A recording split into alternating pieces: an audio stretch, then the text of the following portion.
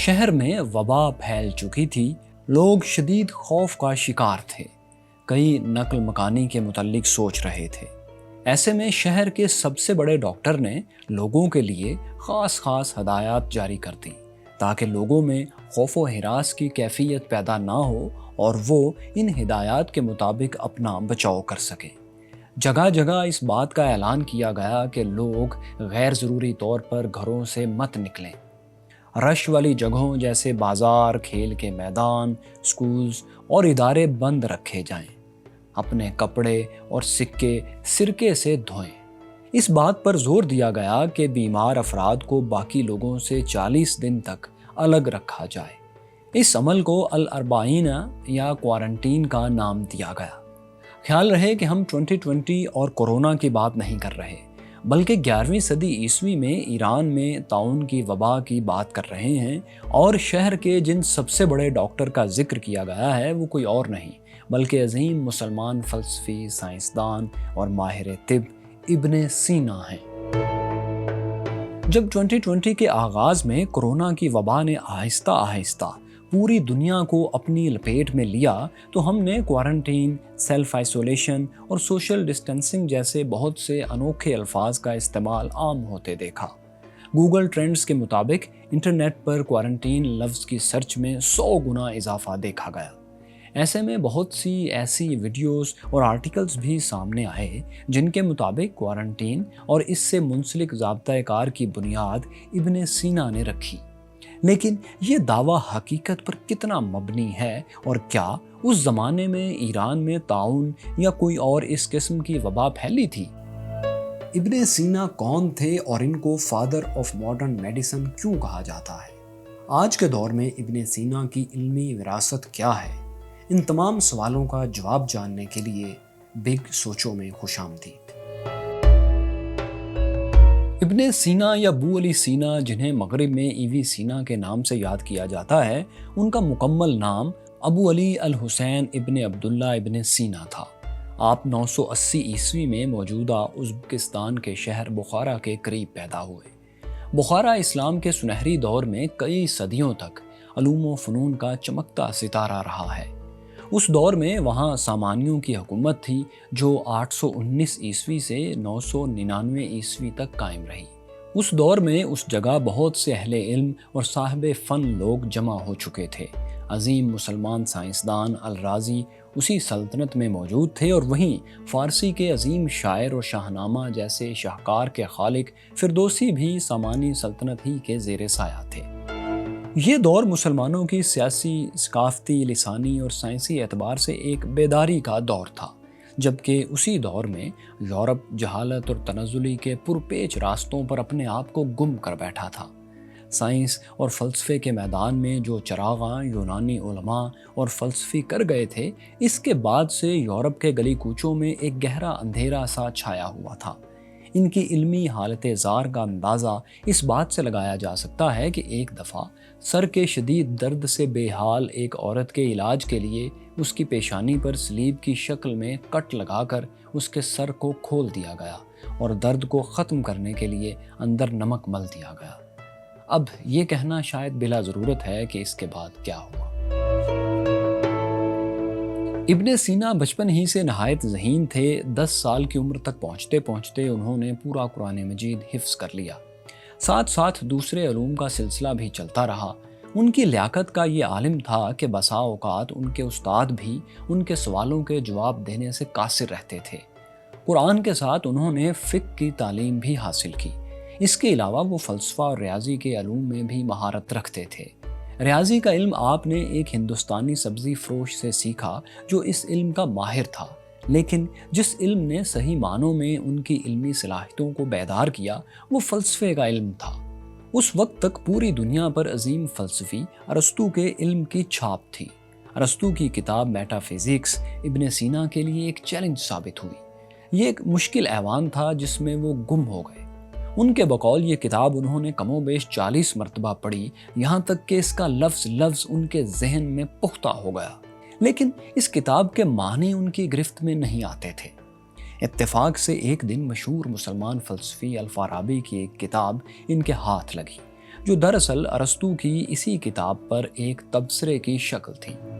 اس کتاب نے ابن سینا کے لیے ایک قیمتی چابی کا سا کام کیا اور اس کی مدد سے میٹا فزکس جیسی بھاری کتاب اپنے تمام تر معانی اور تاثیر کے ساتھ ابن سینا کے زرخیز دماغ پر اترتی چلی گئی۔ اور پھر ایک وقت آیا جب ارسطو کے علم دلیل یعنی لاجک سے ہٹ کر لوگ ابن سینا کے علم دلیل کو ان جگہوں پر پڑھنے لگے اور اس کو مدارس کے نصاب کا حصہ بھی بنا لیا گیا۔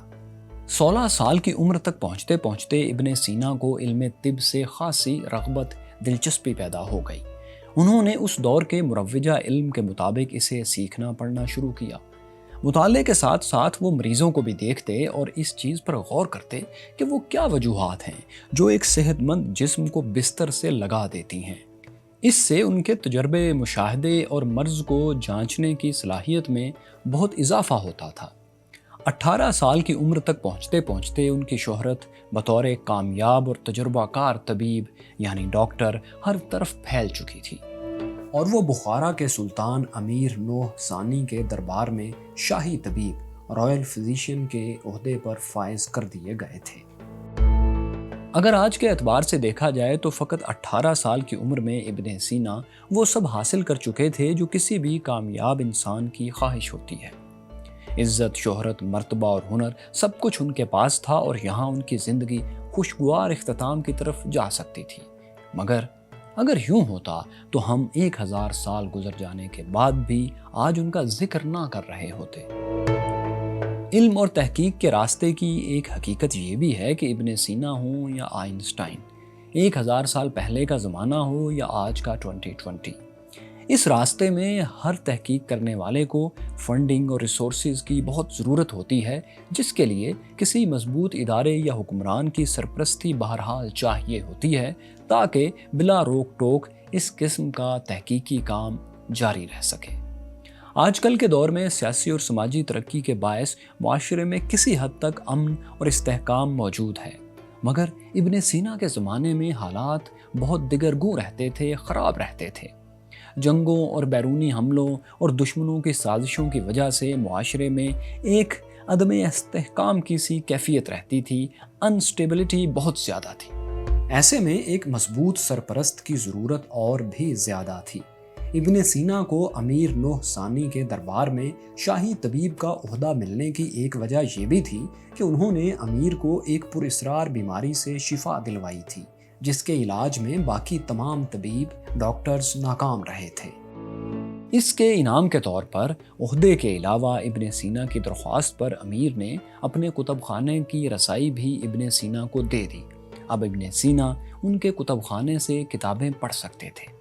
یہ پہلا موقع تھا جب ابن سینا کو ایسی نادر اور بیش قیمت کتب کے اتنے بڑے ذخیرے تک رسائی ملی تھی۔ انہوں نے اس موقع سے بھرپور فائدہ اٹھایا اور اپنی حصول علم کی پیاس کو جی بھر کے سیراب کیا۔ لیکن کچھ ہی سال بعد سامانی سلطنت اپنے انجام کو پہنچی اور ابن سینا کو جان بچا کر وہاں سے بھاگنا پڑا، کیونکہ قابض حکمران ہمیشہ پچھلے حکمران کے عملے اور سٹاف کو یا تو قید کروا دیا کرتے تھے یا ان کی گردنیں اڑا دی جاتی تھی، اور ابن سینا کو اپنی زندگی میں ایسی صورتحال کا سامنا ایک سے زیادہ مرتبہ کرنا پڑا تھا۔ پڑھنے پڑھانے کا سلسلہ تو ابن سینا کی باقی تمام زندگی ان سے جڑا رہا۔ اس کے علاوہ بھی کئی ذمہ داریاں ان کے سر پر تھیں۔ وہ نہ صرف ایک تجربہ کار طبیب تھے، فزیشین تھے، بلکہ بیک وقت ایک سائنسی اور علمی محقق، ایک استاد اور شاہی دربار کے سیاسی اور انتظامی امور کے نگران بھی تھے۔ یوں تو انہوں نے بہت سے مضامین میں اپنا بہت زیادہ حصہ ڈالا، لیکن جن مضامین کے ذکر کے بغیر بات ادھوری ہے ان میں طب، فلسفہ اور الہیات شامل ہیں۔ ابن سینا سے 450 کے لگ بھگ کتابیں منسوب کی جاتی ہیں، جن میں سے آج کی تاریخ میں صرف 240 ہی باقی بچی ہیں۔ ان سب میں سے 2 کتابیں ایسی ہیں جو اپنے حجم اور اہمیت کے اعتبار سے سب سے اہم ہیں۔ پہلی کتاب ہے القانون فی الطب۔ اس کتاب کو انگلش میں کینن آف میڈیسن کے نام سے یاد کیا جاتا ہے۔ 1025 میں پہلی بار یہ ضخیم بہت موٹی کتاب شائع ہوئی، جن میں الفاظ کی تعداد 10 لاکھ کی ناقابل یقین حد کو چھوتی ہے۔ یہ کتاب اپنے آپ میں ایک شاہکار اور انسائکلوپیڈیا ہے۔ اس کتاب میں ابن سینا نے زمانہ قدیم سے لے کر اپنے زمانے تک مختلف علاقوں اور زبانوں میں بٹا ہوا تمام کا تمام علم طب ایک جگہ جمع کر دیا، یعنی یہ میڈیکل کے علم کا ایک انسائکلوپیڈیا بن گیا۔ اس میں نہ صرف حکیم بقرات اور جالینوس کے وقت کی تھیوریز اور طریقہ کار شامل تھے، بلکہ چینی، ہندوستانی اور فارسی میڈیکل علوم بھی اسی میں جمع تھے۔ یہ کتاب اپنی اشاعت کے تقریباً 600 سال تک دنیا کی مختلف یونیورسٹیز میں پڑھائی جاتی رہی۔ 12ویں صدی عیسوی میں لاطینی زبان میں ترجمہ ہونے کے بعد آہستہ آہستہ یہ کتاب پورے یورپ کے علمی اداروں میں اپنا لی گئی۔ القانون فی الطب 5 جلدوں میں شائع ہوئی۔ پہلی جلد میں اصول طب پر بات کی گئی ہے، یعنی جسم کس طرح کام کرتا ہے اور بیماری سے کیا ہوتا ہے۔ دوسری جلد میں ادویات بنانے کے 800 اجزاء اور ان کی خصوصیات کا تذکرہ ہے۔ تیسری جلد میں سر سے لے کر پاؤں تک ایک ایک عضو اور اس میں ہو سکنے والی بیماریوں کا ذکر ہے۔ چوتھی جلد میں ان بیماریوں پر بحث کی گئی ہے جو پورے انسانی جسم پر اثر انداز ہوتی ہیں، اور 5ویں جلد میں مرکب ادویات کا علم ہے، کمپاؤنڈ میڈیسنز کا۔ ابن سینا نے اپنے وقت میں ہسپتالوں کے نظام کو جدید بنیادوں پر استوار کیا۔ مختلف بیماریوں کے لیے مختلف شعبے بنائے گئے۔ ہسپتال میں ادویات کے لیے الگ سے فارمیسی کا شعبہ بنایا گیا۔ ابن سینا نے دوا کے عام استعمال سے پہلے اس کو جانچنے کے 7 رہنما اصول مرتب کیے۔ ان اصولوں کی گونج آج کے دور کے ماڈرن اصولوں میں بخوبی سنی جا سکتی ہے۔ جن قابل ذکر موضوعات کو ابن سینا نے اپنی تحقیق کا موضوع بنایا، ان میں کینسر، ٹی بی، غیر محتاط جنسی رویوں سے پھیلنے والی بیماریاں اور دیگر متعدی یعنی ایک شخص سے دوسرے کو پھیلنے والی لگنے والی بیماریاں شامل ہیں۔ آپ نے مٹی اور پانی کے ذریعے بیماریوں کے پھیلاؤ کے عمل کی تفصیل پیش کی۔ مریض کو تکلیف سے بچانے کے لیے بے ہوش کرنے کے عمل میں آپ نے مزید نفاست پیدا کی۔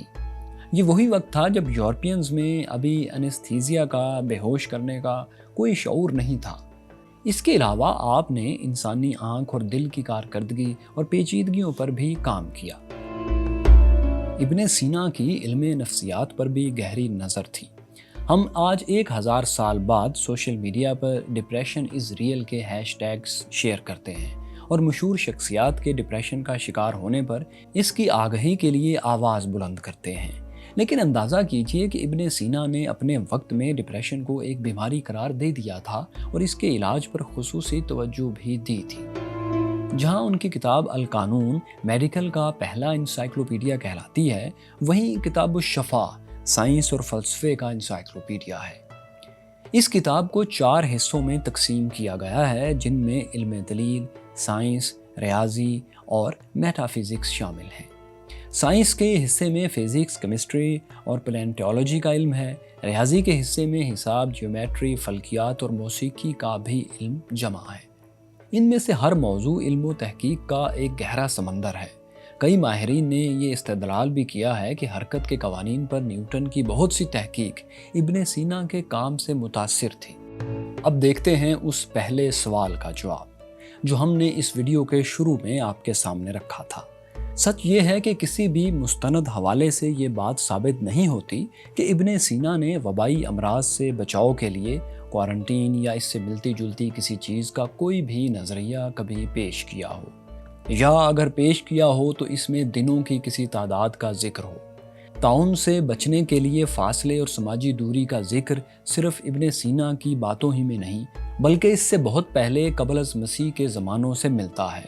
یہاں تک کہ ایک حدیث مبارکہ میں بھی نصیحت کی گئی ہے کہ جس علاقے میں کوئی وبا پھیل جائے، وہاں کے لوگ وہیں رکے رہیں اور باہر کے لوگ بھی وہاں جانے سے اجتناب کریں۔ لیکن یہ بھی ایک حقیقت ہے کہ ابن سینا جیسے ایک بڑے اور نامور طبیب کو اس جیسی ادھار کی شہرت کی ضرورت بھی نہیں۔ ابن سینا کا انتقال 1037 میں 57 سال کی عمر میں ایران کے شہر ہمدان میں ہوا۔ ابن سینا جتنے اچھے طبیب تھے اتنے اچھے مریض ثابت نہیں ہوئے۔ وہ کم وقت میں زیادہ سے زیادہ علم حاصل کرنے کی خواہش کو بروئے کار لانے میں جو انتھک محنت کر رہے تھے، یہی محنت تھکن اور نڈھال کر دینے کا باعث بنی، اور اپنی خواہش کے عین مطابق ابن سینا نے گہرائی والی چھوٹی زندگی کو لمبی زندگی مگر خالی اور کھوکھلی زندگی پر ترجیح دی۔ بستر مرگ پر انہوں نے اپنے غلام آزاد کیے، اپنی پونجی خیرات کی اور آخری لمحات میں قرآن کریم کی تلاوت کرتے ہوئے دم دیا۔ آپ کا ایک مشہور قول ہے کہ بیماری کا تصور کرنا نصف بیماری ہے، سکون اور اطمینان نصف مرہم ہے، اور صبر و تحمل ہی علاج کی ابتدا ہے۔ ابن سینا کی خدمات کا اعتراف ان کے نام سے منسوب درجنوں میڈیکل سوسائٹیز اور سکولز اور وہ انعامات ہیں جو اس مضمون میں اعلیٰ خدمات انجام دینے والوں کو دیے جاتے ہیں۔ 2002 میں یونیسکو نے ابن سینا ایوارڈ برائے سائنسی اقدار متعارف کروایا، جو ہر 2 سال بعد دیا جاتا ہے۔ دوستو، آپ کے خیال میں ابن سینا آج کی سائنس پر کتنے اثر انداز ہوئے اور آج کی سائنس پر ان کا کتنا اثر ہے؟ ہمیں کامنٹس میں ضرور بتائیے، ہم آپ کے کامنٹس پڑھتے ہیں۔ شکریہ۔